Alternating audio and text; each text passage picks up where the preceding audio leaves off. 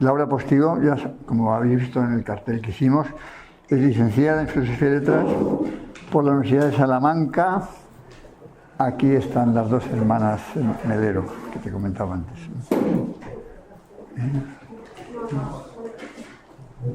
Bueno. Colocaos donde queráis, ¿eh? Sí, no. Eso es. Muy bien. También hizo un máster de asesoramiento educativo familiar en la Complutense. Bueno, lleva 40 años, iba a decir media vida, pero no se puede decir porque entonces, si es media vida, 40 años, no puede ser. Está claro que es media vida, clarísimo. Lo malo es cuando hay que decir eso, porque soy una señora muy mayor. Menos mal que ahora me he dejado el pelo blanco, porque es que antes era un jaleo. Ahora ya no hay jaleo. Bueno, pues 40 años eran dedicada a la educación, como profesora normal y corriente, como jefa de estudios, como directora de colegios, o sea que en todas las facetas de la educación que son muy importantes. Es coautora de un libro llamado La educación vial a través de la literatura. Y es profesora de máster en dirección de centros educativos de la Fundación Carolina. El tema, como sabéis, es el atractivo de la humildad en la personalidad del líder. Es un tema muy importante, ¿no? Que nos viene muy bien a todos. A no ser aquel que decía, a mí no hay quien me gane en humildad, ¿no? Esperemos que... Y vamos a escucharle con muchísimo interés, también porque no es un escuchar sin más como siempre, sino, como ella dice, haciendo que seáis vosotros los que intervengáis y enriquezcáis el coloquio. Así que, Laura, muchísimas gracias. Y nada, empezamos. Bueno, él ya me ha presentado, o sea, no hace falta que ya diga nada más. Yo lo que quiero deciros es por qué he elegido este título de la conferencia, que de entrada un poco sorprende, ¿no? Porque dices tú, esto de la humildad, ¿qué tendrá que ver con el liderazgo? ¿Y os sorprende? ¿Os ha sorprendido humildad con liderazgo? Sí, ¿no? Más o menos. Ahora cuando me han hecho la entrevista justo han dicho, es que sorprende mucho, ¿no? Y yo le he explicado, bueno, en realidad tiene que ver con qué es la humildad, ¿no? Porque a veces no tenemos el concepto adecuado, ¿no? Entonces, bueno, a mí me hizo ilusión el título de liderazgo ético. La verdad es que el curso en sí mismo me gustó, el título. Luego vi un poco el cartel de la gente que aparecía, un cartel importante. Y pienso que el título creo que es el que mejor se adapta al propio título del curso, ¿no? Luego, las otras partes que se han implicado me parece que son más de fundamentación, ¿no? Pues yo estuve en la de ideología de género, de Benigno. Lógicamente, todo esto también tiene que ver con antropología. Pero bueno, yo me voy a centrar quizá un poco más en lo que es el líder, ¿no? Bueno, entonces, explicaros... A ver, yo, claro, pretendo explicaros cada uno de los conceptos, ¿vale? O sea, pretendo explicar atractivo, humildad, personalidad y liderazgo, ¿no? Cada una de esas palabras tiene que ver con una ciencia distinta, ¿no? Entonces, mi reto ha sido relacionarlo todo, a ver si he conseguido hacerlo. Mi reto ha sido intentar hacerlo de manera breve, porque esta es otra. Entonces, si vosotros veis que yo me alargo, pues me decís que te vas alargando para que yo pase incluso transparencias, ¿no? Tengo un golpe de efecto, ya os lo voy a decir, que es, hombre, un viernes por la tarde, aquí hablar algo, pues es que es un poco costoso. Y eso que como os he puesto aquí, no os podéis dormir, no os podéis colocar ahí en el fondo de la sala, está hecha como muy mala idea. Entonces, el golpe de efecto que voy a prepararos, que veréis que os va a gustar, es un ejemplo de liderazgo. ¿Os gusta El Señor de los Anillos? Sí. Os gusta, ¿no? Sabía que iba a triunfar. El making of del Señor de los Anillos, que explica cómo dirige Peter Jackson, ¿no? Entonces, claro, Peter Jackson es un director de cine que consigue que todos sus equipos ganen un Oscar, porque es así. O sea, en El Retorno del Rey, recordáis que gana 11 Oscar, y 11 Oscar las ganas porque cada uno de sus equipos lo ha ganado, ¿no? Entonces, como yo soy fan, tengo que decir del Señor de los Anillos, mi película, y seguí con mucho interés cómo avanzaba. O sea, yo desde que estaba en Nueva Zelanda yo ya estaba así, mirando así a ver cómo iba esto, ¿no? Entonces, cuando ya llegó, lógicamente vi el making of, y el making of es espectacular. Todo esto tiene que ver, ¿eh? Entonces, le hacen una entrevista a Peter Jackson y le preguntan si esta película pasará con el tiempo, ¿no? Porque realmente es un peliculón. Y él dice que no. Y os explico, verás por qué. Él dice que no, porque es una película de elementos de verdad, ¿no? No sé si os habéis enterado que cuando salen con las mallas, han hecho cada uno de los anillos de la malla. Cuando salen con una espada, han forjado cada espada. Entonces, cuando sale Elrond, por ejemplo, que le ves con una túnica, tiene 3 por debajo de colores. Y la persona que le hace el traje dice, no se ve, pero está. Y él sabe que está, ¿no? Entonces, bueno, todo esto tiene que ver, me parece, con el tema de la verdad, que la verdad está ahí. Y entonces este hombre, cuando realmente filma así, tiene mucha importancia, ¿no? Podéis pensar que el tema de que Elrond vaya vestido con 3 túnicas de colores tiene que ver con que él se sienta Elrond, que se sienta un elfo. ¿Lo pensáis? ¿Lo habéis pensado alguna vez? Bueno, podéis no haberlo pensado con toda lógica, yo fui la primera que me sorprendí. Pero bueno, a mí el Peter Jackson me parece un tipo extraordinario, sinceramente. Luego ha hecho otras películas que a lo mejor nos gustan menos, pero esto que lo hizo lo bordó, ¿no? Entonces, cuando voy a poner a Peter Jackson, os lo aviso, son clips de vídeos muy pequeñitos, muy cortitos, sacados de esto, del making of, y a lo mejor os quedáis así, querréis volver a verlo otra vez, ¿no? Lo vuelvo a poner otra vez. Porque en realidad los fragmentos que yo he elegido son precisamente ejemplos de liderazgo, ¿no? De cómo un director de cine ejerce un liderazgo con su gente, ¿no? Bueno, estamos acostumbrados a decir, hombre, un entrenador de fútbol tiene que ser un líder, lógicamente. Bueno, entonces lo que yo voy a defender es que cualquiera de nosotros somos líderes también en nuestro ámbito, que eso es lo que yo voy a defender, que es el liderazgo de normalidad. Todos los aquí presentes sois líderes y os voy a explicar por qué lo sois y en dónde lo podéis ser, ¿no? Bueno, esto sería un poco la presentación de lo que yo pretendo, ¿no?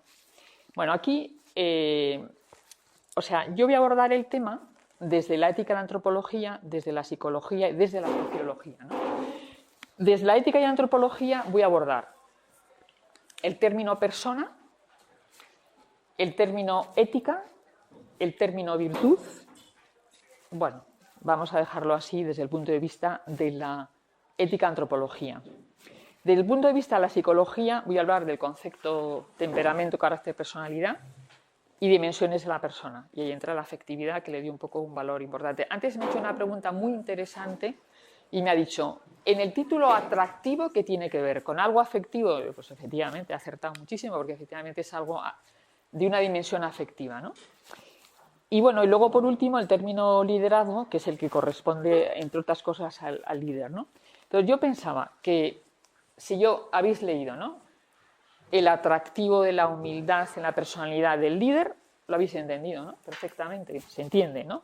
Si yo os preguntara por cada uno de los conceptos, me sabríais decir qué es atractivo, qué es líder, qué es humildad. ¿Me lo sabríais decir? Pregunto, porque uno lo entiende, pero a lo mejor el concepto no lo tiene claro, ¿no? Si os pregunto por la ética, liderazgo ético, ¿no? Entonces, lo que yo voy a hacer, que no sé si lo conseguiré, es ir precisando los conceptos, ¿vale? Porque si uno sabe los conceptos, sabe lo que es. O sea, mi planteamiento es, para que una persona haga las cosas, no basta con saber las cosas para hacerlas, pero si no las sabes, no las puedes hacer. En ese planteamiento, si yo os cuento una serie de conceptos, no quiere decir que aprendiendo esos conceptos lo vais a hacer. Pero sí que es verdad que cuando uno aprende algo, lo tiene como referencia. Entonces, bueno, pues lo tengo como referencia, yo ya lo puedo hacer, ¿no? Bueno, y luego os voy a presentar una bibliografía, por si os interesa algún libro, porque me pregunta antes don Juan. Y tú vas a ver al documento, y bueno, en principio el documento lo tengo en un archivo y si lo queréis, ¿no? Pero sobre todo os voy a presentar libros que me parece que es mucho más interesante, ¿no? Me parece. Entonces, los libros que voy a utilizar son... Ay, perdón, que me he ido para atrás. Vamos a ver, mirad. Todos estos son libros de ética, ¿vale? ¿Qué te está pasando a este petardo? A ver, son libros de ética y... A ver, uno diría... A ver si me arreglo bien con esto.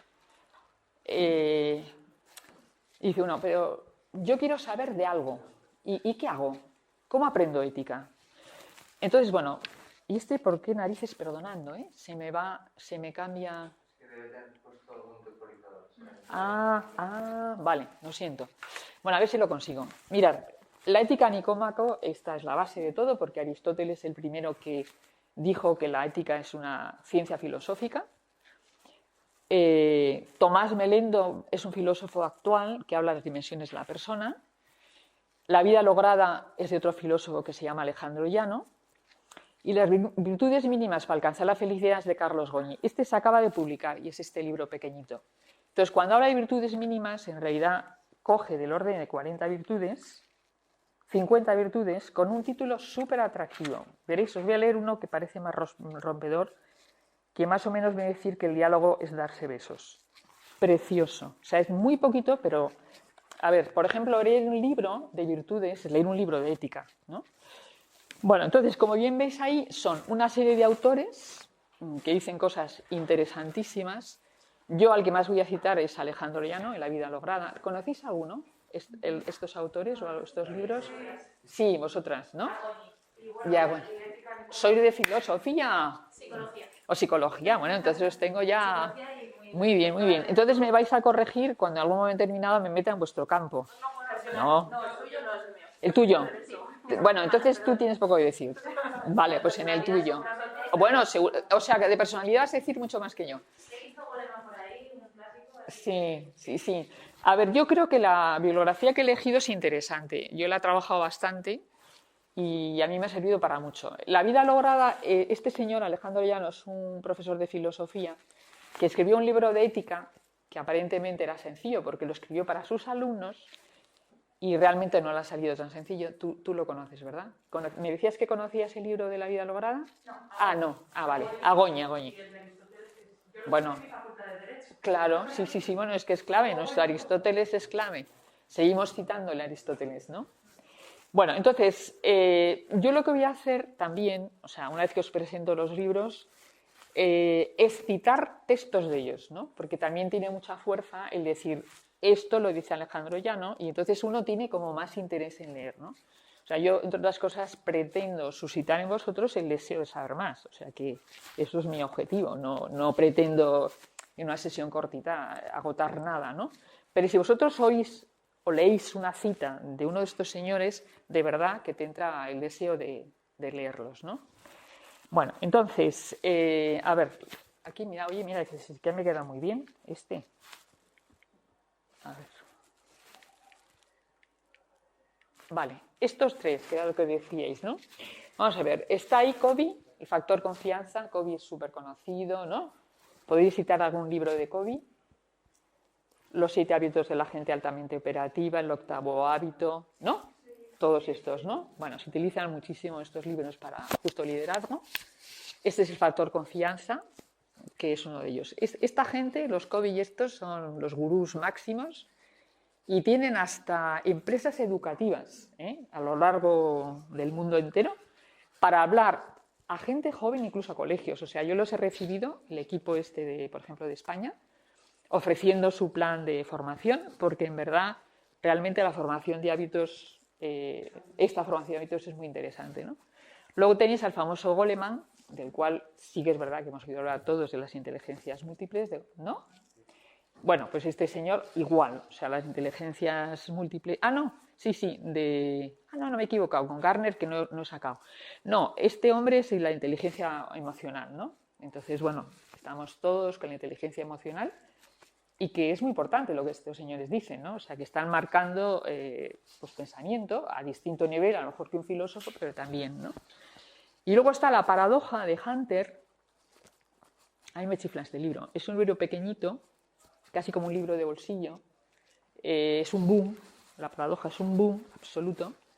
Y es que este señor Hunter, o sea, esta gente que son americanos, te llama la atención. Si conocéis cómo escriben los americanos, por ejemplo, la cultura española, o sea, no cita a Dios, vamos, ni borracha. Es decir, esto no tiene ningún inconveniente. El Hunter son pastores protestantes, me parece que estos. Entonces, hablan de carácter, hablan de Dios, tan contentos, y nosotros, que te sorprende de repente esta gente con la naturalidad con la que habla de Dios. no lo he sacado, pero lo que dice el factor confianza del reseteo de la cabeza empieza a hablar de la meditación, del mentor. Digo yo, qué barbaridad, esta gente, ¿no? Todo lo que están diciendo. Bueno, y después, esto ya son expresamente liderazgo. Este libro, Humildad y Liderazgo, que es de Carlos Llano, de alguna manera es un libro potente, es un filósofo también que trabaja, bueno, ya fallecido, en una escuela de dirección de empresas, y entonces él aporta, el filósofo dentro de la dirección de empresas. Es muy interesante porque como filósofo lo que hace es coger todos los, o sea, pues decíamos, las funciones de la persona que dirige, que es diagnóstico, decisión y mando, y le une virtudes, ¿vale? Y entonces, pues claramente a la parte de diagnóstico le une la virtud de la humildad. A ver. Luego está este otro. A ver, Álvarez de Mon es un autor que también, él es sociólogo, que da clase también en el IES y que ha escrito, por ejemplo, ese libro del mito del líder, que es muy rompedor, porque lo que viene a decir que lo que nos creemos de los líderes, pues verás, entonces es muy rompedor, ¿eh? Y luego ha escrito mucho libro, o sea, se leen muy bien estos libros, digo por si alguien quiere leer libros de este estilo. Por ejemplo, con ganas del esfuerzo de la plenitud ya indica un poco, ¿no? O sea, para él la clave es el tesón, o sea, el tesón, y él explica que la palabra ganas es muy española, que en otras lenguas no existe la palabra ganas, ¿no? Y él dice, con ganas. Él, por ejemplo, pone ejemplo a personas muy concretas, a Nadal, le pone, por ejemplo, o sea, es un libro pues interesante porque son libros que te inspiran. Tienen también su componente ético, ¿no? Que también es muy bueno. Y luego tenéis el libro de Pablo Cardona, que bueno, ha salido ahí en inglés, que se llama Las competencias de liderazgo, que también, o sea, son gente que habla de liderazgo, pero con un sustrato humanístico, ¿no? Entonces me parece que es interesante porque luego hay otros autores. Si ponéis la página liderazgo en internet, no sabéis la de millones de veces que sale citada y los cursos de liderazgo que existen. Entonces, al final, ¿qué pasa? La gente necesita formarse como líder en su ámbito profesional, su ámbito personal, pues debe de ser que sí, porque no sabéis los cursos de liderazgo que hay. Y, claro, yo que estudio bastante liderazgo, mira, liderazgo por competencias, liderazgo por misiones, liderazgo por objetivos, liderazgo. Al final, ese liderazgo está hablando de estrategias, de habilidades que no tienen nada que ver con la persona. Es decir, hay gente que te da una teórica perfecta, ¿no?, de una estrategia y una competencia de trabajo en equipo y luego no lo vive en la vida. Pues fijaros que, ¿no?, todo el mundo tenemos experiencia, ¿no? Este tipo que me está hablando de comunicación empática, digo, él mismo no la utiliza, ¿no? Entonces, ¿qué valor tiene este tipo que me está contando a mí estas historias teóricas, ¿no? Pues es que realmente para que uno trabaje desde la empatía, o cambias el corazón de verdad, o es una técnica, ¿no? Por eso insisto que hay unos libros de liderazgo, estrategias, de habilidades como elementos muy externos y otros libros de liderazgo que corresponden a la persona. Y entonces, lógicamente, hay que saber qué es la persona, que es por donde yo arranco, ¿no? Bueno, entonces ahora ya, si no te importa, ¿qué hago yo para...? Me lo haces tú, ¿no? Empieza por ese, si quieres. Este es el Jackson, que os prometí. Sí, yo creo que sí, lo van a ver mejor. Jackson threw himself into every aspect of the production with a passion that inspired everyone around him. We've got 3 units going on at the same time, one behind me, one here and one over there. So it's quite good, lots of extras, and I was hoping we get a point in the day when all 3 cameras are rolling at exactly the same time, all 3 units, which would be quite good. He's very secure in his own talent, and I think that means that he can embrace other people's. And then you say, I'm on the third, well, we can try it, Yeah, sure, yeah. As a young boy, I think he got his head around what he was good at. You're asking a tricky one just with the cameras on. Oh, God. You always got the edges. He liked movies, he got a camera, and he just started making films. He has developed this sort of team of people with this way of working, and it hasn't come from being told how to do it by other people explaining how it's done. He discovered it for himself. This job could be a burden, just like the ring, but he chose for it not to be, and he chose for it to be something that he carried lightly. Vale. Bueno, es muy cortito y, o sea, a ver, yo voy a empezar a decir cosas y decir, bueno, de la primera vez que he visto, como diga algo, verdaderamente, pero no voy a infravalorar vuestra capacidad, con lo cual vamos a ver si de la primera vemos cosas. Ahora sí ya podemos dar la luz en este momento. Vale. Yo lo primero que quiero destacar es el aspecto desaliñado que tiene Peter Jackson, ¿no? O sea, es lo contrario a lo que me dicen que es el líder, ¿no? Que es un tipo con una planta fantástica y resulta que vamos, que si no tienes esa planta fantástica no atraes a nadie, ¿no? Más o menos. O sea, dice, no, este no es líder. Bueno, ¿por qué no es líder? ¿Porque es bajito? ¿Porque habla bajo? ¿O por qué? ¿No? Porque tantas veces tenemos un cliché puesto, ¿no? Hombre, es importante, bien arreglado, pero desde luego veamos a Peter Jackson, que más desaliñado, hombre, es verdad que está rodando en Nueva Zelanda y tiene que ir de cualquier manera, pero ya, o sea, es que es imposible. Ah, pero sí es líder. Y es líder, y a las pruebas me remito, porque consigue sus equipos ganen Oscar, ¿no? Luego eso es impepinable, ¿no? Ha dicho muchas cosas y no sé si alguna cosa habéis conseguido retener, porque claro, de todas las que han dicho, ¿alguna? Como que dice que simplemente que, como una de ellas explica que simplemente cogió una cámara, le gustaba el cine y se puso a rodar, como que rodando te haces un buen profesional y un buen líder. Como vale. Que lo cuento muy simple, ¿no? Le gustaba el cine y cogió una cámara y rodó. Son pasos. Bueno, pero sacaste una buena conclusión. Con qué simpleza pues te has hecho un grande de campo que tú querías. Vale, yo diría otra cosa. Primero, el tipo ha hecho lo que le gusta. Tema muy importante.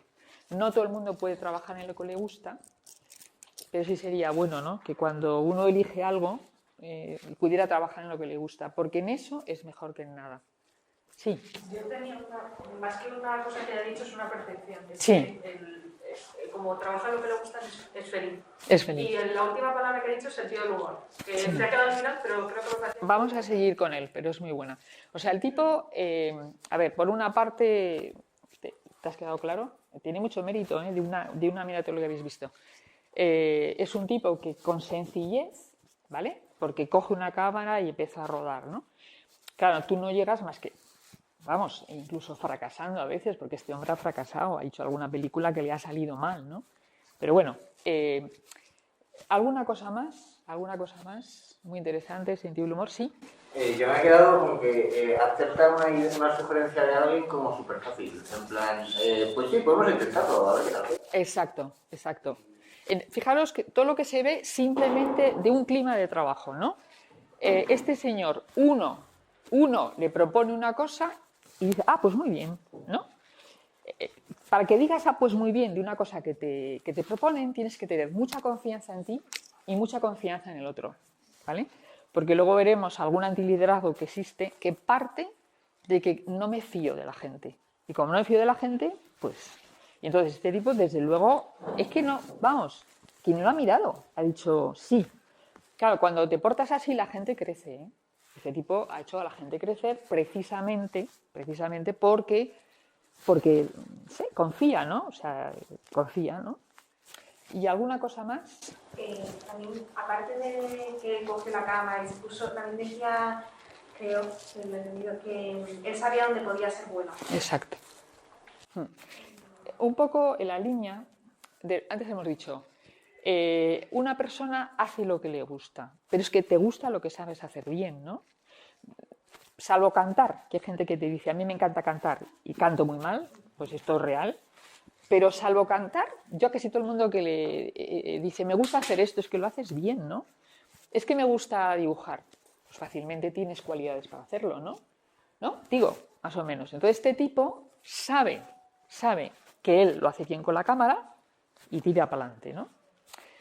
Esto, por ejemplo, en educación es muy importante saber que cada persona tiene algo en que es mejor que los demás, ¿no? Y hay que encontrarlo, ¿no? Y yo he tenido alguna alumna que no, pero esto no estudiaba ni chapa, pero nada. Y decía, ¿y esto para qué me va a servir? Si a mí lo que me gustan son los caballos, ¿no? Yo decía, mira, pues aunque no saque más por inteligencia práctica, tú termina esto que ya te vas a los caballos, ¿no? Bueno, pues esa tipa, de verdad, que era buenísima con los caballos, buenísima, y superó aquello a trancas y barrancas, ¿no?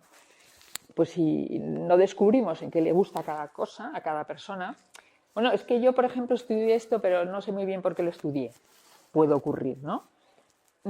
Entonces, bueno, pues la persona que estudie esto, pues oye, voy buscando camino, ¿no? Y a lo mejor dejo esto y voy haciendo esto otro. Porque en lo que buscamos camino somos buenos. O somos mejores que los demás, ¿no? Cuando alguien te pregunta, no, es que esta carrera la estudia muchísima gente, digo, ya. Pero si tú tienes ese don, vas a ser mejor que todos los demás. No te preocupes que haya competencia, ¿no? Pues eso es un poco el planteamiento. Este tipo, uno, está seguro de sí mismo, ¿no? Al principio lo dice, está muy seguro de sí misma. Entonces, este hombre lo que tiene ya de entrada es prestigio profesional, que para un líder es muy importante, ¿no? Porque una persona llega a dirigir algo y como el tipo no tenga prestigio profesional, no tiene nada que hacer, por mucho que le des un puesto, ¿no? Le das un puesto y es un jefe, ¿no? Entonces me hacéis así porque todos sabéis hacer la aplicación laboral todos de inmediato, ¿no? O la personal que vais a empezar a hacer y entonces empecéis a decir y ponéis nombre al que no tiene prestigio profesional y está de jefe y además el que dice lo que no hace, ¿no? Sí. Una pregunta sobre el prestigio profesional, porque muchas veces también el prestigio no es, o sea, es también dónde te coloca el otro. Exacto. Entonces, puede ser que tú te autoboicotees y pienses que eres una mierdecilla, sin embargo, si el que tienes delante te considera, pues ya lo tienes, aunque sea, luego se desmonta. No sé, o sea, si tú te consideras mierdecilla, como que el otro no sé si va a terminar de verlo. A ver, o sea, luego, no, a ver si me explico. O sea, dices, bueno, yo tengo prestigio. ¿De qué depende? ¿De mí o de la percepción que tienen los otros de las dos? Porque es muy importante que digas, bueno, ¿yo por qué sé que tengo prestigio? Porque me lo dan los demás, ¿no? O sea, al fin y al cabo los demás me lo dan. La autoridad también me la dan los demás, que esto es muy interesante. Es decir, que yo me tengo que ganar, me lo tengo que ganar. Y me lo gano en principio por muchas cosas, que es lo que vamos a ver. Pero entre otras cosas porque sé. Saber, o sea, es decir, prestigio profesional no quiere decir que el mundo me... No, sé. Y como yo sepa de lo que hablo, de entrada tengo prestigio. De entrada. No sé si estáis de acuerdo, pero una persona... A ver, lo sé todo, ¿no? Si es muy joven es muy difícil. Por lo tanto, el prestigio se va haciendo con el paso del tiempo. Que luego resulta que tú te crees menos, a lo mejor necesitas que alguien te anime. Pero la percepción que los demás van a tener es un poco la que tú tienes. O sea, que tienes una percepción negativa de ti, pues habrá que buscar por qué la tienes negativa. Probablemente porque te hicieron daño en algún momento. O sea, si alguien minó tu autoestima, pues cuando eras joven o adolescente o pequeño, cuando sea. Pero bueno, nos llevaría a autoestima, que no es el camino. Tendría un comentario, porque es que ahora sí estoy totalmente personalizando, porque Sí. Al final yo trabajo en empresas muy grandes y da la casualidad que todas son americanas. He trabajado principalmente en 3 consultorías además, entonces esto tema de liderazgo. Estás en Departamento de Recursos Humanos. Sí. Y en algo muy concreto, en el que Sí. yo cogí un conocimiento que tuve que estudiar, tuve tal, y justo tengo ahora mismo una persona que estaría más o menos cuando yo empecé, que era más o menos así. Entonces, hablando con ella, yo muchas veces le digo, a ver, en esto yo te voy a ir enseñando, yo hago mucho training, trabajo sobre plataformas, entonces tengo que enseñar. Y como yo estoy enseñando a mis compañeras, que son las que también tienen que trabajar parecido a mí, para mí que parezca que saben al principio, sobre todo, es muy importante. Porque al final somos las que tenemos que hacer el asesoramiento, la administración y el todo sobre esa herramienta. Así que siempre suelo decir que aunque no lo sepas a ciencia cierta, no mientas, pero haz como si lo entendieras. Pero al principio... O sea, a ver, una cosa es que tú parezca que sabes más, pero no hay que fingir del todo. No, yo te lo entiendo, No, yo te lo entiendo que tú lo que quieres es que una persona no le achante a nadie, en último término. Vale. Pero es bastante sensible, es que al final tengo un trabajo en el que todo el mundo cree que yo lo sé todo. ¿No? Cosa que no es verdad. Bueno, oye, mira, pues por algo será que lo piensan, ¿no? Digo. Evidentemente, casi todo sobre lo mío, pues sí tengo que saber. Pero es verdad que al final son unas relaciones complicadas si en imagen no parece que tienes el liderazgo. O sea, yo creo que van por un lado, hay gente que no se sabe vender, ¿no? Vale, entonces, no puedes vender humo, ¿no? Pero es verdad que no solamente es que valgas, sino que también te sepas vender, ¿no? Porque, a ver, hay gente que se vende muy bien y nada detrás, y hay gente que hay mucho detrás y no se vende, ¿no? Pues oye, las dos cosas, ¿no? Digo, me parece a mí, va un poco por ahí, ¿no? Que las personas... Pero bueno, ahí hay que tener cuidado un poquito, creo que te lo entiendo bien, ¿eh? Pero tal como lo estabas contando, parecía casi que una persona tenía que fingir lo que no era, que no es el tema. No, porque al final técnicamente como no sepas algo te van a pillar fácil. Sí, pero bueno, tú eres claramente tu profesión, es anima a la gente, tú puedes, ¿no? Es clarísimo, es tú puedes, entonces efectivamente. Bueno, estamos dando la sesión vosotros mismos, ¿eh? Porque parece una tontería, pero la estáis dando un poco vosotros, ¿no? Bueno, yo voy a seguir avanzando porque si no... No sé poneros otro vídeo más de Peter Jackson, justo el que habla del sentido del humor, porque enganchamos con lo que alguien decía, perdona, porque también es... Luego hablaremos desde el punto de vista teórico. Digo luego hablaremos, que vaya ustedes y vamos a dejar hablar. The other completely unrelated thing, which was also important, was that we wanted to make sure they were actually nice people, which sounds very silly, but they were people that we were going to have to work with for what has been 3 years. Unfortunately, in every case, we were lucky. I mean, we got it right. They've been the most wonderful cast. Vale, pues está dicho, ¿no? Un poco el sentido del humor. Él la explicación que da es que van a estar trabajando 3 años en una situación durísima, la convivencia que deben tener estos tipos, 3 años en situaciones muy tensas, o esta gente tiene sentido del humor, buen talante, o sea, entonces el criterio que ha tenido de selección de su casting, a lo mejor no ha hecho el casting al completo, pero lo que él ha pedido es que valoren el talante, el buen talante, ¿no? Y de cara a... O sea, luego hay un tema que es el sentido del humor. Yo creo que vosotros conocéis, yo también, gente que es simpática pero no tiene sentido del humor ninguno. ¿No? Es que es muy curioso. O gente seca, pero que tiene mucho talento. O hay gente que tiene ironía y tal. Pero la gente esa simpática que no tiene sentido del humor, oye, a mí me sorprende mucho, ¿no? Porque vamos por la vida y es que efectivamente tener sentido del humor va por otra parte, ¿no? Es la capacidad de reírse de mí mismo, ¿vale? Que eso distiende un montón. La gente que no se tiene el humor es que se toma muy en serio. Se toma muy en serio. O sea, decir que esa gente que vamos por la vida, fíjate qué me pasó, soy muy simpática, pero luego no tengo sentido del humor porque yo soy una persona que yo me doy mucha importancia, ¿no? Entonces, ese talante como distendido, como esponjado, te lo da el sentido del humor. Te lo da, porque al fin y al cabo, como no te tomas tantas cosas en serio, ¿no?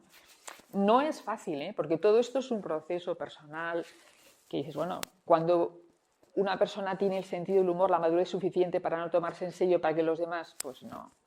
Es que es una cosa que es de temperamento, bueno, en parte sí, pero en parte es muy educable, ¿no? Entonces, este tipo que ha hecho, que como la gente tiene sentido del humor, pues no se toma las cosas tan a pecho, ¿no?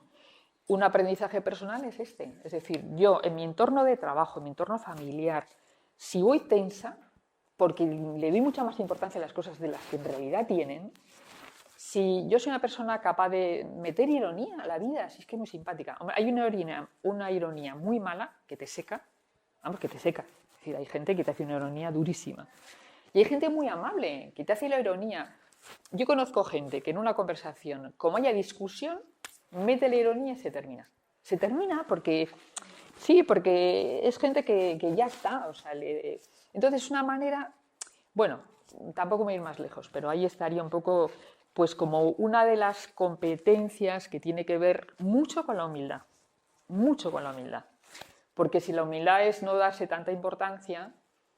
La persona que tiene sentido del humor también es humilde, ¿no? Bueno, es un poco así. Bueno, yo creo que ya nos vamos a salir de esto porque si no, no llegaré nunca a donde quiero llegar. Entonces, bueno, vuelvo a decir, si no llegamos, ¿vale? Pero, a ver, entonces ahora ya estamos. Bueno, vamos a arrancar con la ética, ¿no?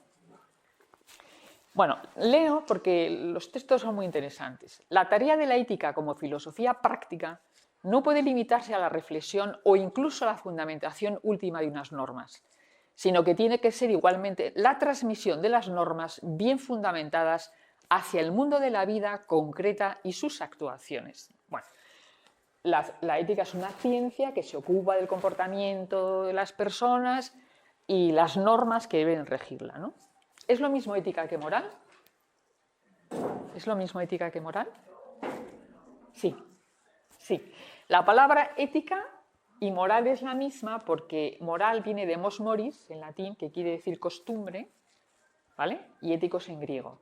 Es lo mismo. Lo que pasa es que normalmente unimos moral a religión, porque efectivamente a las religiones les acompañan morales, más o menos exigentes, ¿no?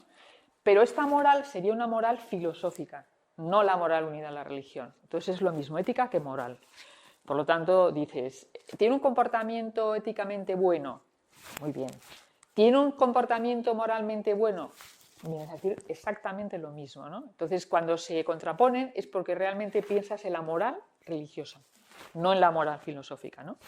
Bueno, entonces estamos hablando de la ética, es una ciencia filosófica que es práctica, porque no tendría ningún sentido que la ética se basara solamente en el estudio de las normas o el comportamiento si no tienes la práctica, ¿no? Y por eso dice una cosa, primero, que tienen que ser fundamentadas hacia el mundo de la vida concreta y sus actuaciones. Yo creo que os pasa a todos. Estamos en un saber teórico, que es muy interesante, que es el saber filosófico, pero muy aterrizado. Bueno, el comportamiento humano no puede ser más aterrizado, ¿no?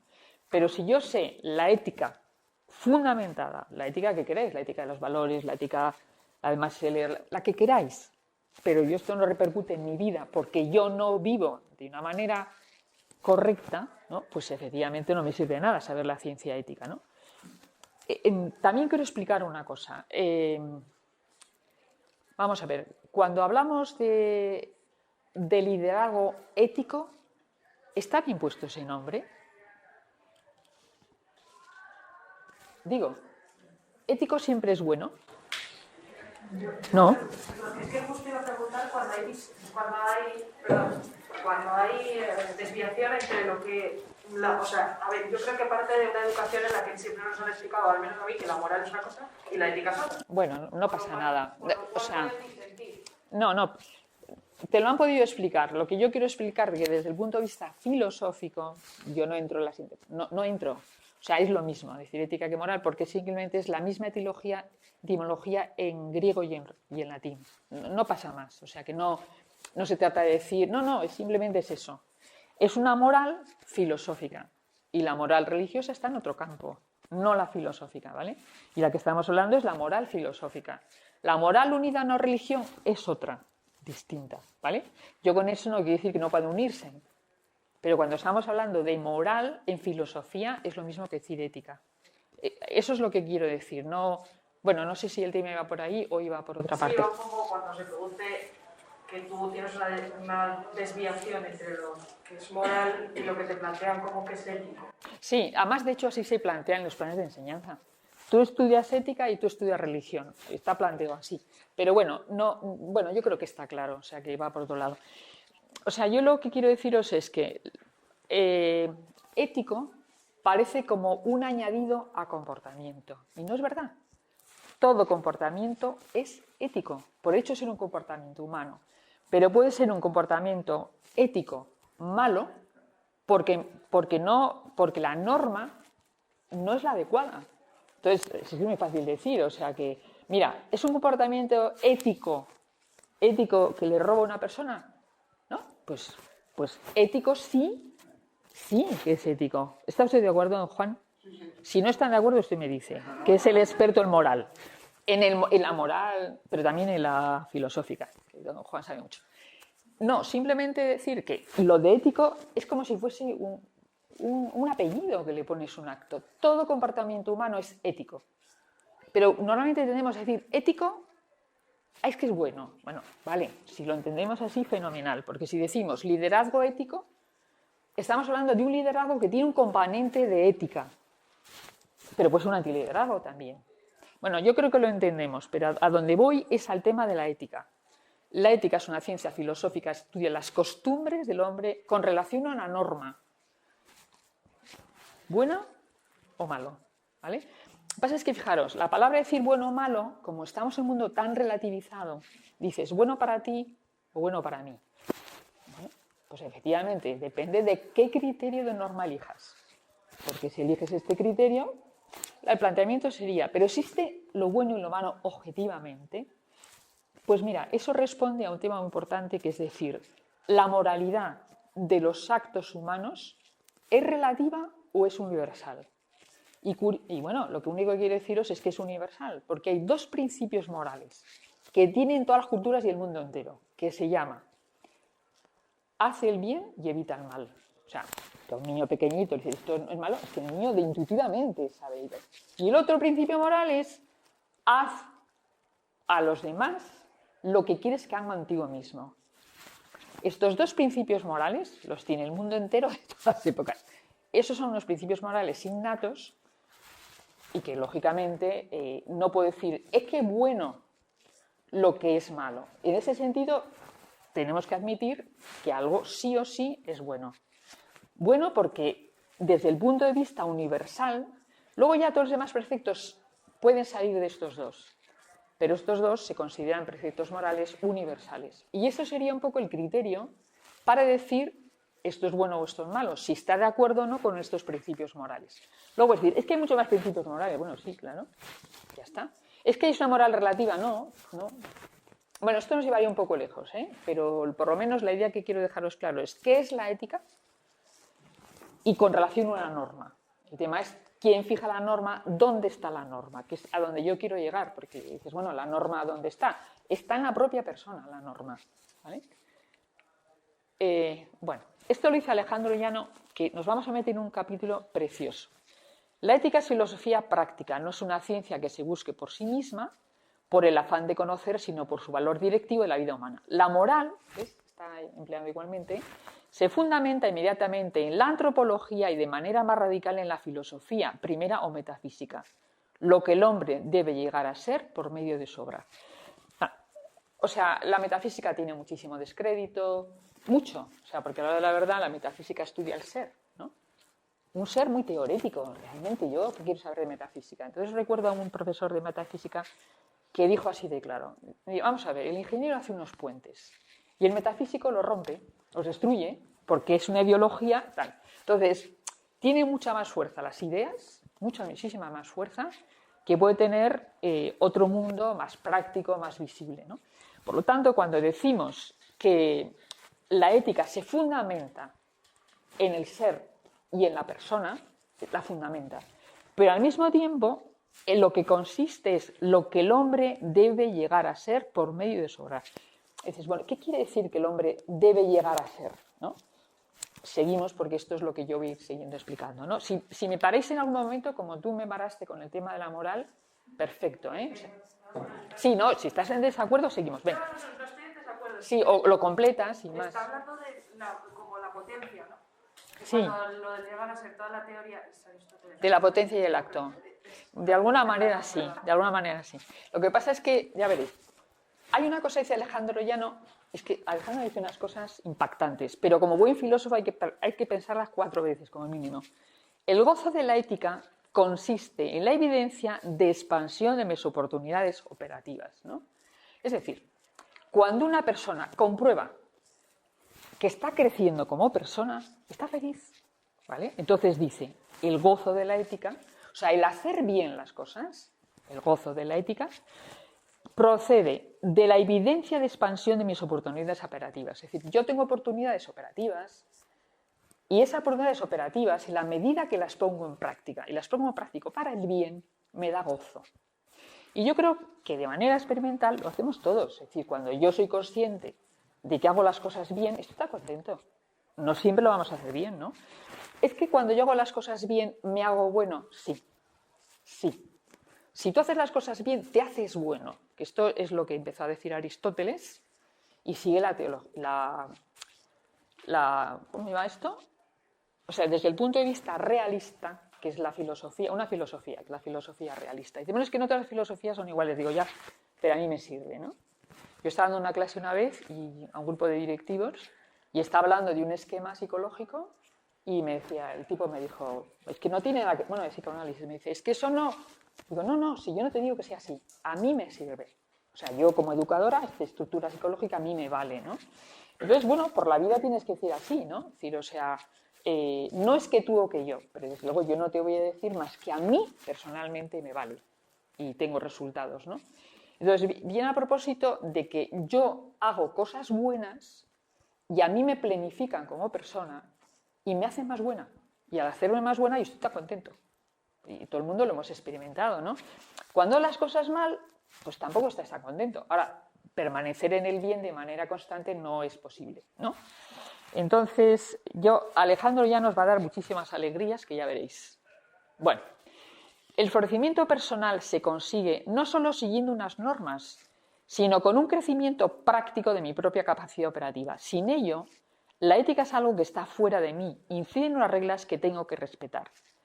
Es necesario trasladar el peso de la vida ética a la capacidad operativa de la persona, cuyo ser práctico resulta potenciado a base de comportamientos correctos.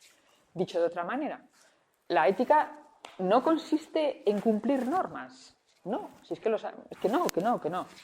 La ética consiste en que en mi propio ser, yo desarrollo mi capacidad de comportamientos correctos. O sea, si es que me da igual, ahí está la norma puesta, ¿y qué? Vale, ¿y qué? Como yo personalmente no desarrolle comportamientos con relación a esa norma, si es buena la norma, pues en realidad nada más. Bueno, y ahora esto está precioso. Mira, el hombre es un proyecto abierto, ¿no? Eso da muchísima paz ser un proyecto abierto. Aquel ser que debe llegar a ser hombre, ¿no? Aquel ser que debe llegar a ser hombre, ¿no? Y entonces dice Alejandro Llano y otros muchos autores, el ser humano es un buscador nata. Nada me lo han hecho, por eso vivir resulta cansado. Es decir, el ser humano, nosotros como personas, tenemos que llegar a nuestra plenitud. Y no nos dan nada hecho. Es decir, bueno, es que yo como ser humano no sé si yo soy ser humano, pero yo tengo que llegar a mi plenitud. Y por eso resulta cansado. ¿Resulta cansado vivir? Pues un poco sí. ¿O no? No trabajar, vivir. ¿Por qué vivir? A ver, cuando una persona es muy joven no se cansa, porque físicamente, si estuvierais cansados sería un desastre. Pero una persona se puede cansar de la fatiga de decidir. Eso es tema interesante. O sea, te toca decidir todo el rato, no digo nada del cirujano que está decidiendo todo el rato, eso es agotador, ¿no? Es una decisión en un trabajo. Tomar decisiones que afectan a tu vida es muy cansado, ¿no? Y entonces, ¿cuándo experimenta uno? Pues cuando uno ya es maduro. Como no seas maduro no te estás enterando nada. Desde luego una persona jovencita, desde luego, no se cansa de tomar decisiones, ¿no? Pero cuando vas siendo más maduro, oye, como que vas viendo que la vida tienes que tomar decisiones, que te comprometen, y entonces ya uno tiene que decir, me estoy haciendo. O sea, cuando una persona va creciendo en edad, lo que intenta también es que tiene que crecer también en desarrollo, ¿no? En desarrollo éticamente correcto, ¿no? Don Juan. No pretendo enmendarle la plana a Alejandro, porque seguramente lo que yo voy a decir lo habrá escrito en algún otro sitio, ¿no? Sí. Pero también se podría decir, y a mí me apetece bastante más decirlo, sí. El ser humano es un ser buscador nato, nada me lo han hecho, por eso vivir resulta apasionante, creativo, interesante, aventurero. Muy bien, don Juan, muy bien. Pero es que Alejandro Llano es muy rompedor. Y en lugar de decirte eso tan bonito, te dice que no, que es muy cansado. Eso lo dice Alejandro Llano. Ahora, yo estoy de acuerdo con don Juan, que le parece negativo a Alejandro Llano. Y Alejandro Llano lo único que va por la vida es diciendo cosas que impactan bastante y dices, bueno, oye, pues a lo mejor esto resulta que sí. Pero vuelvo a decir, lo de don Juan no va a decir nunca que es cansado, va a decir siempre que es apasionante, ¿no? ¿A que sí, don Juan? Bueno, usted esté en desacuerdo con Alejandro lo que quiera. No le tengo que dar permiso. Lo mejor de todo es cuando le das permiso a alguien para opinar lo que quiera, digo yo. Pero ¿cómo me das permiso tú? Ya lo tengo yo, ¿no? Y es como le voy a decir a con don Juan, usted opine lo que quiera, don Juan dirá, pues no yo, con independencia que me lo digan o no, ¿no? Mi destino es un proyecto abierto, no está escrito, lo forjo yo a base de decisiones libres. Las posibilidades entre las que tengo que elegir nunca son un elenco cerrado, siempre puedo buscar cambiar mis piezas de lugar, siempre hay una salida digna. La fuente de sazones éticas es la idea y mis decisiones son el resultado de condicionamientos externos y circunstancias ajenas. Mi angustia procede de que me siento responsable de efectos que no tienen la causa. Probablemente a usted la palabra angustia pues, no le gustaría, lo entiendo. Pero el filósofo es muy radical muy radical en sus preguntas y muy radical en las respuestas, por eso habla de la angustia. Bueno, yo creo que la idea que estamos diciendo, no sé muy bien con la que os quedáis, ¿os parece optimista ese planteamiento? Es lo que estaba pensando. ¿Qué estás Lo pensando? estaba pensando ahora mismo, porque lo estaba leyendo y estaba diciendo, uy, así leído primera vez por encima, me parece que hasta casi catastrofista, pero no me parece tan negativo. No. Al revés. No, Me parece muy, muy positivo. es muy positivo. Sí. Es que, perdón, Sí. complemento. Yo Comple- creo que es realista y creo que es que ahora mismo vivimos un poco en la irrealidad. Sí. Porque al final lo que te está diciendo Bueno. es vivir en consecuencia. Te voy a abrazar. Porque lo de vivir en la realidad, o sea, ya es que ya no tengo Hay palabras. una O frase sea, de Chesterton que no me acuerdo que es, Sí. voy a parafrasearle, que me perdone. sí, no, Es perdona. algo así como que en la sociedad actual ya no hay que defender a lo mejor que los leucocitos forman parte de las árboles, sino que va a haber que defender que la hierba es verde. Sí.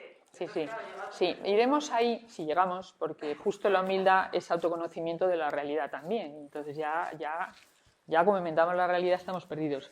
Y para cerrar lo que ha dicho, Sí, sí, es al final esta teoría, si me voy a mi querida psicología, Sí. positivista, sí, que sería curioso porque de cara a esta línea positivista que ahora mismo se lleva y se lleva a las empresas, se lleva en psicología, parece que va, efectivamente, por eso parece rompedor, ya no, porque parece que te está hablando en negativo cuando en realidad no lo es. Si lo lees dos veces no, o lo lees no, porque estamos en un mundo happy, que los happy ya sabemos lo que son, ¿verdad? Ay, espantosos, señores, perdonando. O sea, los happy no los puedo soportar, todo es bonito, jajaja, no, puedo soportar los happy, porque la vida es bastante más complicada. Digo que es positivo por lo siguiente, es decir, una persona ha tomado decisiones incorrectas. Muy bien, no pasa nada. Soy un proyecto abierto que siempre tengo la posibilidad de construirme de nuevo. Como soy un proyecto abierto es lo más positivo que puede haber, porque una persona se puede poner negativa y decir, ya la he estropeado para siempre, ¿no? No. Cada día que pasa, yo tomo un montón de decisiones. Las decisiones que yo tomo desde que me levanto hasta que me acuesto, si yo os pregunto ahora, ¿cuántas decisiones habéis tomado en el día de hoy? Pues levantar o no levantaros, de entrada, ¿no? O sea, estáis tomando decisiones permanentemente y esas decisiones pueden ser mejores o peores. Bueno, luego las reconduzco. Así en la vida, no solamente cada día. Si yo en la vida voy haciendo esto, pues al fin y al cabo, fijaros qué cosa más interesante. La fuente de sazones éticas, si yo me desazono, cuando resulta que pienso que son el resultado de condicionamientos externos. Mi angustia procede de que me siento responsable de efectos que no tienen ni la causa. Mira, nos pasamos la vida teniendo unos problemas horribles de cosas que no está en nuestra mano solucionar. Chica, pues no nos preocupemos, ¿no? Quiero decir, es que estoy agobiadísimo, es que esto lo está haciendo fatal. Digo, ¿está en tu mano arreglarlo? No, pues no te agobies. No te agobies. Entonces lo que ese hombre dice exactamente es, tenemos una desazón cuando pienso que mis decisiones son resultado de condiciones externas. Mi angustia procede de que me siento responsable de efectos que no tienen ni la causa. Yo solamente soy responsable de lo que a mí he hecho. Pero por favor, usted no me haga responsable, usted, de lo que yo no he hecho. Pero es que además nosotros nos lo hacemos a nosotros mismos. Es decir, y ahí está el error. O sea, ¿me hago responsable de qué? ¿Pero de qué te estás haciendo responsable? Más de lo que está en tu campo de acción, de ti misma. No te eches encima, no te culpabilices por lo que está fuera de ti y no está en tu campo, ¿no? Entonces, si nos paramos a pensar qué nos desazona, pues ¿qué nos desazona, no? Pues me está desazonando. Porque yo oí un autor que decía, estamos constantemente resolviendo nuestro conflicto. ¿Tengo conflicto o estoy encantado conmigo mismo? Pues no, estoy muy contento conmigo mismo, pero hombre, de alguna manera, ¿no? Pregunto, ¿tenéis algún conflicto? ¿Habitualmente vivís? A ver, perdona, esto es muy personal, ¿eh? Hay gente que viene muy reconciliada con la vida y con ellos mismos, ¿no? Cosa que es muy buena, ¿eh? Y hay gente que se conflictúa más, ¿no? Depende de cada uno, como uno se conflictúe mucho, estamos perdidos, ¿no? Pues entonces lo que uno tiene que saber es salir del conflicto, que ese es otro tema, que es cómo sales del conflicto, ¿no? ¿Esto os va gustando, lo de Alejandro Llano? Sí, es que este tipo es estupendo. Yo el verbo conflictuar, pero voy a... También me la apunto. Sí, tú apúntate a conflictuar. Tú apúntate un montón de estos, que resulta que es... A ver, una cosa muy importante es saber poner nombre a los sentimientos. Es que, espera un momentito, dices, bueno, es que esta persona que dice una palabra con la cual me identifico y con la cual, cuando sé poner un nombre, sé ya muchísimo. Sí, entonces aquí aprendes nombres también. Digo, aprendes nombres. Quiere decir que en la medida que uno lee buenas novelas, uno aprende muchísimo. Con las buenas novelas uno educa los sentimientos, ¿vale? Pero bueno, ese es otro tema. El florecimiento personal se consigue no solo siguiendo unas normas, sino con un crecimiento práctico de mi propia capacidad operativa. Sin ello, a ver si esto lo acabamos de leer, ¿no? Ah, perfecto. Pues se lo vuelvo a pasar por otra parte. Es que he ido para atrás en lugar de para adelante. Mirad lo que dice Aristóteles, que es muy interesante. Dado que la felicidad es lo mejor para el hombre, habría que averiguar qué significa ser hombre. Lo mejor para el músico, para el escultor y para el artista es realizar bien su actividad. Ahora bien, hay una actividad propia del hombre como tal que no puede ser la vida, pues todos los animales y vegetales viven. En cambio, la vida dirigida por la razón es específica del hombre, y como lo propio principal del hombre es la razón, la vida conforme a la razón será la más feliz. ¿Este argumento os parece bien? Por lo tanto, en realidad lo que está diciendo Aristóteles es que para ser feliz tienes que vivir con lo que te corresponde a tu condición de hombre. Y como ser hombre supone actuar de manera racional y libre, en la medida que actúes así, eres feliz, ¿no? No, es que yo busco la felicidad en otra cosa, ¿no? Aquí aparece la palabra feliz. Y la palabra feliz, o sea, es sabio no reconocer qué quiere decir feliz. Aquí está dando una definición de felicidad, que es la persona que se comporta de acuerdo con lo que su condición de ser humano debe de ser, ¿no? Si yo me comporto como algo que no es mi condición de ser humano, pues a lo mejor me estoy convirtiendo como un animalito. Aunque hay un tema muy importante, que es el animalismo. Ojo con él, ¿eh?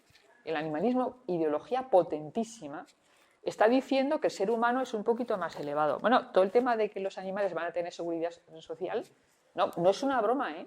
La van a tener. ¿Por qué? Porque tienen derechos y deberes jurídicos. Es que esto es la verja, ¿no?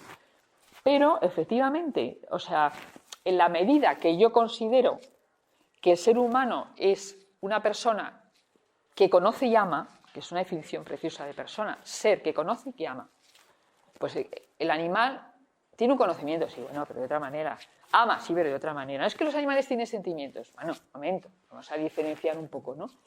Y en la medida que decimos los animales tienen sentimientos, también piensan, son inteligentes, y el decir mira que habla, ¿no? Oye, pues vamos diciendo que los animales son como las personas, ¿no? No, el ser humano piensa, ama, es reflexivo, tiene interioridad y debe comportarse como es, ¿no? Laura, se entiende aquí, cuando dice la vida conforme a la razón será la más feliz, bueno, si entiende por razón la dirección del entendimiento hacia la verdad o hacia el bien, porque si no, simplemente por dirigirse por la razón, entendiendo por razón inteligencia, pues depende, puede ir al bien o puede ir al mal. Muy bien, Juan, exactamente. Lo que pasa es que aquí, a ver, cuando habla de la más feliz, en último término, lo que viene a decir Aristóteles, pero claro, esto es una frase solamente, es decir, que cuando una persona está buscando lo que corresponde a su recta razón, la razón busca la verdad y, por lo tanto, si busca la verdad y yo me comporto en la búsqueda de la verdad, yo voy a ser feliz, ¿no? Bueno, os voy a dar una definición de felicidad que a mí me pareció maravillosa, que la dio una señora que buscó, desde el punto de vista experimental, gente feliz. Entonces se fue buscando gente feliz y dijo, a ver, vamos a ver, esta gente feliz, ¿por qué es feliz? Definición, os va a gustar. Completo compromiso con la existencia y con la actividad que uno desempeña. Bueno, pues va un poco en la línea, ¿eh? O sea, es decir, yo estoy comprometido con mi vida y con lo que hago, y estoy comprometido y estoy contento. Entonces, esa persona es feliz. Pues un ladrón se compromete perfectamente a seguir siendo ladrón. Yo sé por dónde me va. Don Juan, estos señores que son los moralistas, estamos perdidos, porque don Juan está haciendo constantemente juicios de moral cuando se mete en un confesionario. Pero yo voy por otros caminos. No. A ver, yo estoy metiéndome con don Juan y don Juan, pero es que yo no me estoy yendo tan... O sea, yo me estoy yendo a dar pinceladas, como os imagináis, estoy diciendo por encima que es la ética. A mí solamente me importa si de la ética he dejado algo claro, ¿no? Bueno, pues yo ya me conformo un poco. Ahora, esto que estamos diciendo es potente, ¿eh? De pensamiento. Y ser capaz de desarrollarlo supone leer mucho libro, ¿no? Bueno, vamos a ver. Siguiente.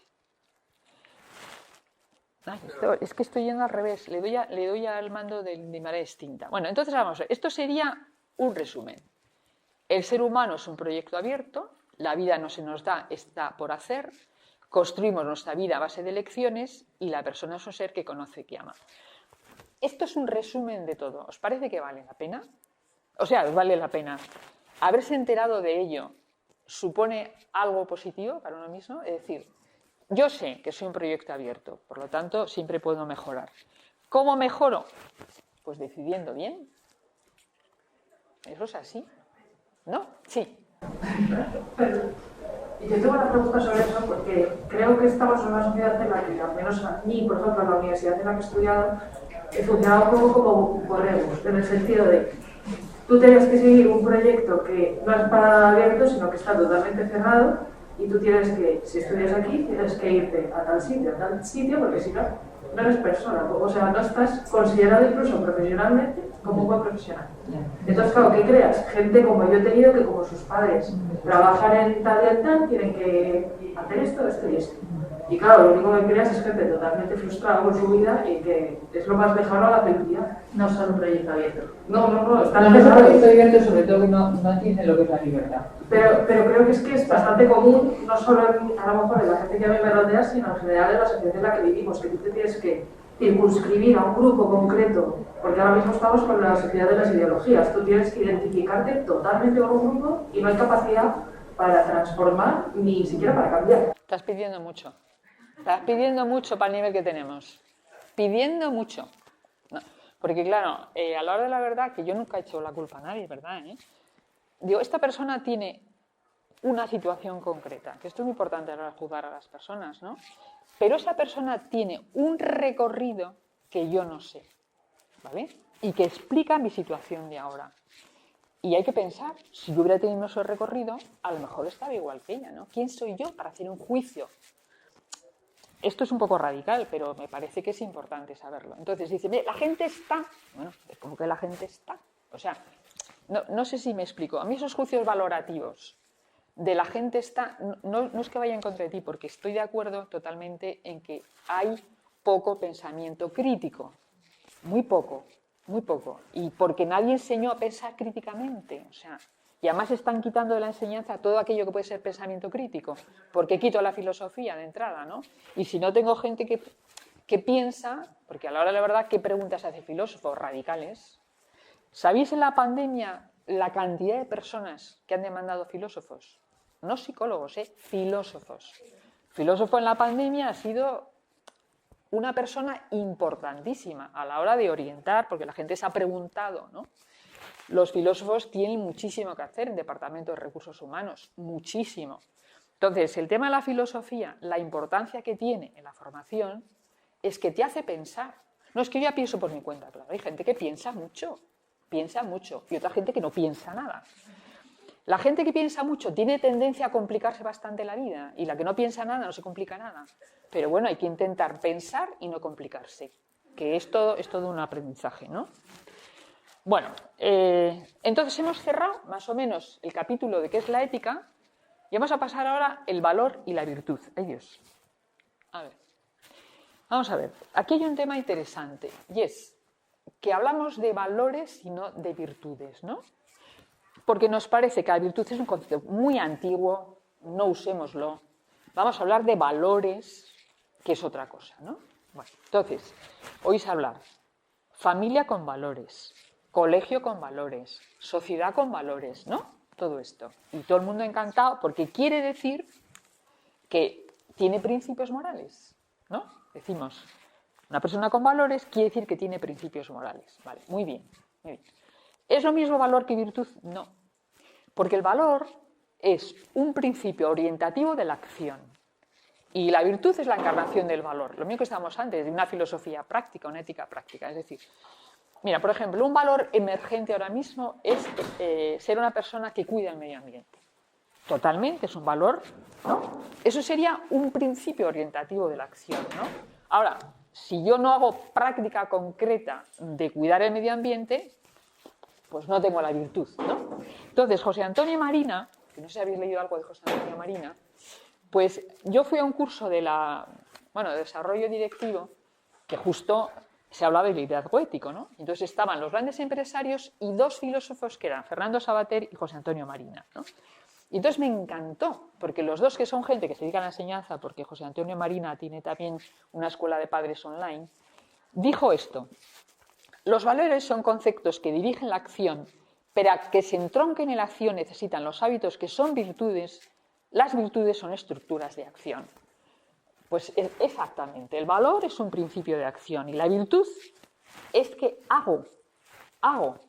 Y como hago, encarno en mí mismo el valor. O sea, si no, mira, la solidaridad, precioso. ¿Haces acto solidario? No, me da igual. La cantidad de personas que hablan de solidaridad, pero no hacen actos solidarios, bueno, tampoco es del todo que muchísima gente comprometida ahora mismo con las ONGs. Y eso es un acto solidario. Pero oye, la cantidad de gente que se llena la boca de hablar de solidaridad y no hace actos de solidaridad, desde luego la virtud de la solidaridad no la utiliza. Pero, por ejemplo, la palabra virtud la está usando muchísima gente. Parecía que es un concepto antiguo, ¿no? En absoluto. Mirad, a mí me hace mucha gracia los políticos. Voy a hablar poco, pero verás. En el momento que estamos en campaña, salen todas las virtudes. Todas. Yo digo, pues estos señores, el lenguaje es... Bueno, yo hablo desde mi humildad. Digo, pero este tipo jamás habla de la humildad, ¿no? Pero estamos hablando en campaña, habló de la humildad. Con lo cual este tipo está hablando de virtudes. Que muy llamativo, ¿eh? Otro tipo dice, no, porque esto es ambición. Pecado. Es que ahora estamos confundidísimos, pero mira, a la hora de hablar un lenguaje realista, empleo esto, ¿no? Bueno, entonces, seguimos. Bueno, ahora ya he dejado los conceptos éticos y me he quedado, sin entrar en la humildad, ¿no? Yo no sé cómo vamos, porque nos vamos a quedar... Pues sí, tenemos... son menos 10. Yo creo que nos podrían quedar unos 20 minutos máximo, quizá. 20 es mucho, a lo mejor, ¿no? No, es que uno tiene una capacidad ya de aguante que me la conozco, ¿no? Con lo cual, vamos a dar 10 minutos más, ¿no? Y ya está. Vale. Pues vamos a ver. Esto va con relación a la afectividad, ¿no? Antes decía el atractivo. A ver, el ser humano, se puede decir, es una manera de explicar, una estructura psíquica, tiene 3 dimensiones. La corpórea, la psicoafectiva y la de racionalidad libre. Está puesto así, lo podemos poner como queramos, y luego el ser humano es un todo único, con lo cual. Entonces, decimos dimensión corpórea. Dimensión corpórea es mi dimensión bioquímica, ¿no? Común con todos los seres vivientes, con los seres animales, ¿no? Muy bien. Desde esta dimensión corpórea yo conjugo este verbo, yo deseo, ¿vale? Me apetece.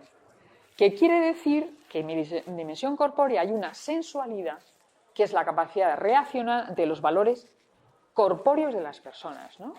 Yo soy una persona y digo, esta persona tiene unos valores corpóreos que a mí me gustan, vamos, quiero decirte, o sea, voy por la vida haciendo valoraciones, ¿no? Y en esas valoraciones digo, esta persona tal. Desde la sensualidad yo conjugo el verbo te deseo, me apeteces, ¿no? Estoy en un nivel concreto, ¿no? En este nivel concreto de la sensualidad, ¿se puede decir que ahí estoy amando? Bueno, lo puedo integrar dentro del amor. Es un elemento que integra el amor. Pero bueno, si me quedo solamente en este campo, yo instrumentalizo a la otra persona, ¿no? Porque la otra persona es algo que yo te deseo porque eres objeto de placer, ¿no? Entonces es muy importante distinguir desear, apetecer, querer, ¿no? Es importante. Entonces desde la racionalidad, desde la corpórea, yo te deseo. Desde la dimensión psíquico-afectiva ya es distinto. O sea, me atrae de una persona no lo corpóreo, sino todos los valores psíquicos afectivos, ¿no? Mira, esta persona a mí me atrae porque es delicada, a mí esta persona me atrae porque, bueno, pues que es cariñosa, o sea, son valores que no son corpóreos. Vamos a ver, a la mujer le atrae mucho más la parte afectiva y al hombre más la parte sensual. Esta afirmación que hago, a ver, decís, bueno, no es exactamente cierta, ¿no? Pero bueno, de alguna manera una mujer nos conquista un tipo que aunque sea feo, sea dedicado, sea educado, ¿no? Digo, no lo sé. Que sí, ¿no? Quiero decirte, o sea, ves a una persona que a lo mejor no es especialmente atractivo desde el punto de vista de valores corpóreos, vamos a decir así, y el tipo es educado, vamos, te ha ganado. Bueno, yo veo uno que te abre la puerta ya fascinada. Vamos, quiere decir que te abre un tipo la puerta, vamos, y te deja pasar por una puerta ya fascinada. ¿Por qué? Porque es respetuoso, ¿no? Bueno, ya, eso yo ya tengo un jaleo. No, los que tienen un jaleo son los hombres, pobrecillos míos, que tienen un lío y ya no saben ni qué hacer. Pero bueno, yo tengo muy claro lo que tengo que decir a unos y a otras, porque está a punta al pelo. Entonces, bueno, ahí está, ¿no? La dimensión de racionalidad libre, pues es lo que realmente me diferencia, es una parte humana, por la cual pienso y quiero. Yo desde ahí digo quiero. Quiero que decir elijo. Desde el deseo y desde la parte corpórea y la parte afectiva, yo reacciono. ¿Vale? En la reacción está la reacción. Que yo además integro esto con la razón, pues entonces yo ya puedo decir quiero porque te elijo. ¿Vale? Entonces, la persona que tiene... Bueno, la afectividad es muy complicada. ¿Qué es una persona afectiva? Una persona afectada. Afectada. Entonces, ¿qué quiere decir afectada? Pues que todo la afecta. ¿Qué la afecta? Todo lo externo lo refiero a mí, ¿no? Mira, es que pasó por aquí y me miró. Mira, es que miró con una intención. ¿Qué va a tener intención? De la persona afectiva, es muy afectada y es un jaleo. Tener afectos de manera serena, yo me gustaría saber cuántos hay, porque todos tenemos una afectividad un poco estropeada, ¿no? O sea, es un peligro, la serenidad. Bueno, eso en el liderazgo se monta un pollo. Yo siempre digo, como veas una persona insegura afectivamente, es un barco a la deriva, quítate de su camino. Sí, o sea, no sé qué experiencia tenéis laboral, pero esto es así, quitarse del camino. ¿Por qué? Porque desde ese punto de vista, la persona insegura es una amenaza para mí, como sea seguro. Haces las cosas bien, colleja. Las haces mal, me alegro un montón. ¿Por qué? Porque la afectividad es muy subjetiva y altera la realidad, ¿no? La realidad es para mí así, ¿no? Entonces, esa afectividad muy compleja, ¿y yo cómo la alcanzo? Pues hombre, metiendo la cabeza, ¿no? Metiendo la cabeza y diciendo, qué jaleo tengo, Dios mío, pero un momentito, voy a distanciar, voy a ver si esto es objetivo, ¿no? Conozco gente que le digo, mira, juntas la gimnasia con la magnesia, es decir, junta lo racional con lo afectivo y está montando un pollo. Digo, oye, un momento. O sea, no me juntes una cosa con la otra, sé más racional, el hacer la valoración de las cosas y las personas, ¿no? Bueno, muy por encima, pero no sé si esto puede servir. Vale. Bueno, esto ya, es que perdonad, pero es que doy al contrario de lo que tengo que dar. Voy a ver si lo pongo en el sentido correcto. ¿Por qué me sigue pasando esto? Bueno, esto que he sacado, mira, yo de las cosas mejores que he leído de afectividad, es un libro que se llama Amor y Responsabilidad, de Carol Boitigua, con un capítulo que se llama Análisis psicológico del amor. De lo mejor que he leído. Lo digo porque si estáis buscando algo de este tema, realmente vale la pena. Es el filósofo haciendo un estudio de lo que es la afectividad, ¿no? Que de alguna manera, más o menos es lo que yo os he contado ya. Bueno, este es Goleman. Goleman, que es exactamente el autor de la inteligencia emocional. Perdón. Se llama Amor y Responsabilidad. Se llama. O sea, es un análisis del amor antropológico. Y hay un capítulo que se llama Análisis psicológico del amor, que es precioso. Precioso. O sea, que ese yo es de las cosas que mejor he estudiado desde el punto de vista de la afectividad. Pero bueno. Bueno, Goleman es un señor que bien sabéis que ha escrito la inteligencia emocional. Aquí la clave sería, más o menos lo que afirma. Antes considerabas inteligente a una persona que tenía un cociente intelectual alto, ¿no? Pues ahora se llama inteligente una persona que vive inteligentemente, porque hay gente con un cociente intelectualmente alto que no vive inteligentemente, no lo es, ¿no? Gente muy lista que no sabe vivir, ¿no? ¿Ese tipo es listo? No. No, quien es listo es el que vive inteligentemente, ¿no? Y eso muchas veces tiene que ver también con todo el mundo afectivo, ¿no? Y por eso es tan importante, todos estos personajes, el Goleman y el Gardner y tal, que le dan mucha importancia a la parte afectiva. Mirad lo que dice. Hay una anticuada palabra para designar los temas incluida la inteligencia emocional que se llama carácter. Palabra anticuada porque estamos en el mismo capítulo de virtud, anticuado, carácter anticuado. ¿Y qué dice Goleman? Que desde el punto de vista de la inteligencia emocional tiene mucho que ver la palabra carácter. Entonces vamos a pasar ahora a hablar del tema del carácter. Esto la que más va a saber es nuestra amiga la psicóloga, con lo cual si estás en desacuerdo me dices, ¿vale? Aquí el pensador crítico más importante que tiene es Don Juan, y los demás estarán en desacuerdo también, que algunos están en desacuerdo, ¿no? Porque lo veo. Entonces, y no pasa nada, están en desacuerdo. Entonces, el carácter es el enseño que nos identifica y diferencia de nuestros semejantes producto del aprendizaje social, respuestas adquiridas. Bueno, todo el mundo nacemos con un temperamento, confundimos temperamento con carácter, decimos, esta persona... ¿Qué carácter tiene? Van a decir, mira, no, tiene temperamento, no es carácter, ¿no? Temperamento es, tú naces con una dotación genética que tiene que ver con las glándulas endocrinas, etcétera, etcétera. Esa no se cambia, esa se puede mejorar. Cambiar, no. No podemos pedir a una persona que cambie, no va a cambiar. Sería injusto cambiarla, ¿no? Porque no lo queremos con nosotros, ¿no? ¿Eligió ser alta? No. ¿Eligió ser baja? No. ¿Eligió ser inteligente? No. No, la gente no se ha elegido muchas cosas. Te tocó. Por lo tanto, como te tocó, pues vamos a ver cómo gestionamos este asunto, ¿no? Lo que sí que pasa es que sobre aquello yo me transformo en un carácter cuando tomo decisiones, que está aquí la clave, y por lo tanto transformo mi temperamento en carácter, que es un sello mío, que realmente decimos, esta persona qué mal temperamento tiene, pero lo ha doblegado por un carácter, ¿no? Y yo no sé si conocéis personas que tienen un temperamento tremendo que no lo van a cambiar, pero a base de hacer actos que modifican. Entonces modifican a esa persona pues mucho más templada, ¿no? Entonces ahí podemos poner el ejemplo en cualquier parte. ¿Qué ejemplo podrías tú poner de modificación, temperamento, carácter?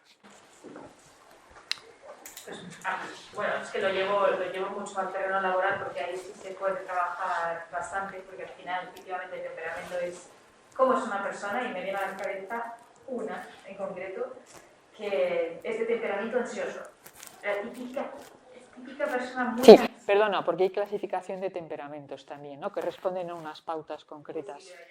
Sí, no, bueno, pero que lo hay. Sí. Pero bueno, es verdad que en el trabajo estas cosas se pueden trabajar muy bien, porque si yo sé que yo soy una persona muy ansiosa, cualquier problema me va a dar un ataque al corazón, casi literalmente, porque se le acelera el corazón. La parte de carácter es, voy a hacer algún ejercicio conductual, para que cuando empiece ese sentimiento que es somático, o sea, que es real, me ponga a hacer yo un poquito de respiración. Bueno, pues cuando eso ya pasa el tiempo y se ha afianzado, el carácter, yo lo he tomado como carácter de, ok, me han dicho algo, tardo 2 segundos en relajarme dentro de mi ansiedad, que es que vivo con ella, ¿no? O sea, ahí estaría un poco... Es modificación. Ahí estaríamos en modificación conductual, pero yo creo que es importante porque ahora mismo se habla mucho de competencias, ¿no? Todo el mundo hablamos de competencias, ¿no? Es una palabra, competencia. Competencia se define como comportamientos habituales y observables. O sea, yo tengo una competencia porque habitualmente hago esto y lo hago que se ve, ¿no? Entonces dices, bueno, yo puedo adquirir competencias, claro, porque voy modificando a través de mis competencias, las adquiero, en último término, las adquiero. Entonces, lo que estamos hablando constantemente aquí es siguiente. Me viene dado un temperamento, ¿vale? Ese temperamento lo modifico con elecciones. Esas elecciones o decisiones pueden ser mejores o peores. Según elija mejor, tal. Entonces, al final, yo estoy... ¿Qué son? ¿Virtudes? ¿Comportamientos? ¿Qué son?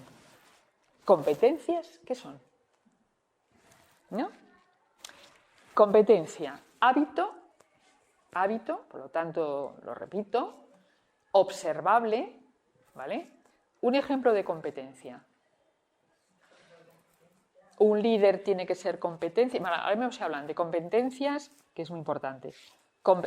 Competencias intrapersonales, interpersonales.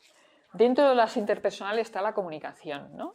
Bueno, si yo digo, yo quiero adquirir la competencia de la comunicación, pues tendré que hacer actos observables y repetidos, pero que he aprendido a hacerlos, que alguien me lo indicó, ¿no?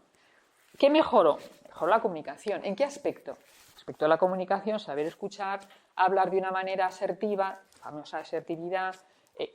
Entonces, yo adquiero una competencia, ¿vale? En ese asunto concreto. Pero es que es lo mismo decir que yo adquiero una virtud porque repito actos que me mejoran. Pues de alguna manera, sí, ¿no? Porque una de las cosas que no sé si llegaremos nunca jamás, es a la humildad, que dicen los autores que la humildad es autoestima, que la humildad es autoconocimiento. Luego, yo, en la medida que me conozco, soy humilde, ¿vale? Y hay que trabajar las cosas por ahí, porque es bueno, ¿y yo cómo me conozco? Pues me conozco porque me ayudan a conocer, porque... A ver, yo soy consciente que he soltado conceptos así, ¿no? Un concepto, otro concepto, otro concepto. Y decís, bueno, pues es que es muy potente todo aquello, pues voy a seguir hablando, ¿no? Vuelvo a decir lo mismo. Si yo simplemente he querido suscitar en vosotros el deseo de saber y leer algo de lo que he contado, ¿no? No sé si lo he conseguido. ¿He conseguido algo? Pues eso se trataba, ¿no? Porque a veces yo tengo que aprender a renunciar, yo y cualquiera, para decir, mira, puedo contar muchas más cosas, pero bueno, yo ya me he quedado, y eso lo cuento, puedo mandar el archivo en lo más bonito, que es esto ha sido mucho más duro, o sea, todo el tema de la ética es muy duro. En cambio, la parte de liderazgo, la humildad, etcétera, es mucho más fácil. Pero bueno, hacía falta un poco de sustento para poder llegar a la humildad, poder llegar, o sea, que estaría en una base antropológica, pero claro, pretender hablar de la ética en 5 transparencias, pues un poco ambicioso, ¿no? No sé. Don Juan, ¿usted qué opina? Que ha estado muy bien y que podríamos tener una siguiente sesión. ¿Ah, sí? No, no me importa.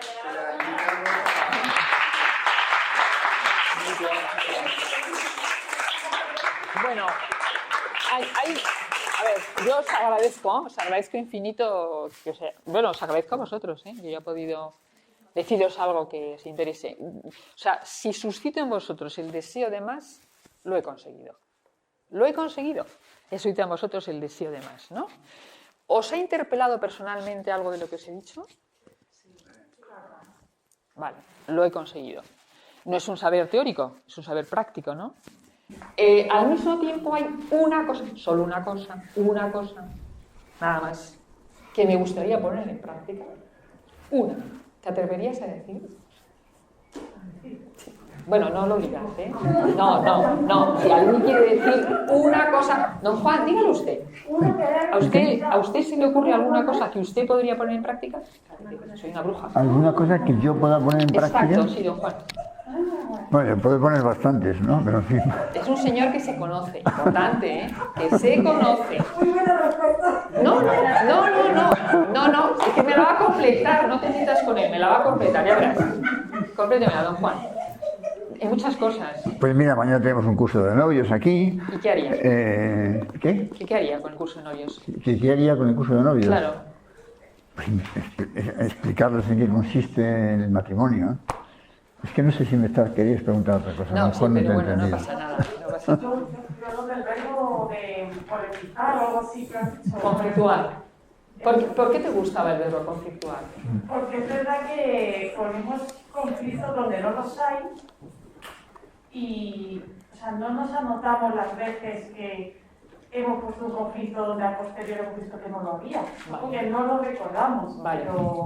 pero si damos memoria de la cantidad de veces que Y si, nos pasa eso, por ejemplo, tú te lo plantearas con un plan de acción, un proyecto, como quieras, que cada día, tú revisas si te has conflictuado en algo que no te correspondía, por ejemplo, ¿no? Eso se llama moralmente una cosa, pero bueno, tú mejorarías en eso tiene ello. nombre, ¿no? Sí, todo tiene nombre, pero bueno, no lo ponen nombre más.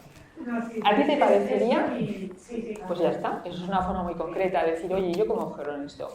Espérate, que voy a concretarlo en una cosa muy pequeña, pero resulta que si tú creces, después de la sesión, en una cosa que es el todo alargado, que es no conflictuarte por lo que no te corresponde, oye, está fenómeno eso, ¿no? ¿Alguien más se atreve a decir algo? Esto es muy personal, ¿eh?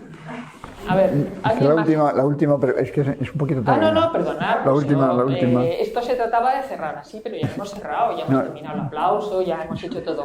Bueno, pues nada, ya me dice don Juan. No, entonces, lo decía un poco en serio, ¿no? Lo de la segunda sesión, y así aprovecho para deciros algo, y es que este curso, como sabéis, aún nos quedan unas cuantas sesiones, ¿no? Concretamente la próxima es el día 4 de marzo, de María José Canel, catedrática de Ciencias de la Comunicación, que va a hablar de aprender a leer las señales de la sociedad para poder liderar. O sea que, bueno, quiero decir, nos quedan algunas sesiones, ¿no? Entonces, si os ha parecido que tiene cierto interés este curso, pues yo creo que podríamos aprovechar para tener algunas sesiones de continuidad, no quizá tan frecuentes como ahora, a lo mejor una vez al mes, un viernes como ahora, ¿no? Pensando en otras personas a las que podríamos invitar para continuar con sesiones semejantes, ¿no? Y ahí es donde podría tener lugar otra sesión de Laura, que eso ya sería, como el curso acaba en abril, pues podría ser en mayo, ¿no? O mayo o en junio. Y tengo ya medio contratado también a otro catedrático de Filosofía del Derecho, que además ha sido magistrado del Alto Tribunal Constitucional durante 9 años, que se llama Andrés Ollero, y que tiene muchas publicaciones y ahora va a sacar una más sobre el laicismo. Y dada la situación en la que nos encontramos, pues yo creo que sería un tema también muy interesante para comentarlo. O sea que, si no os parece mala idea, pues podríamos quedar más o menos así. Y luego cualquier tema o personas que a vosotros parezcan que podría valer la pena tratar, pues mandáis un email o lo que sea y lo vamos organizando, ¿no? Bueno, vamos a darle otro aplauso a Laura.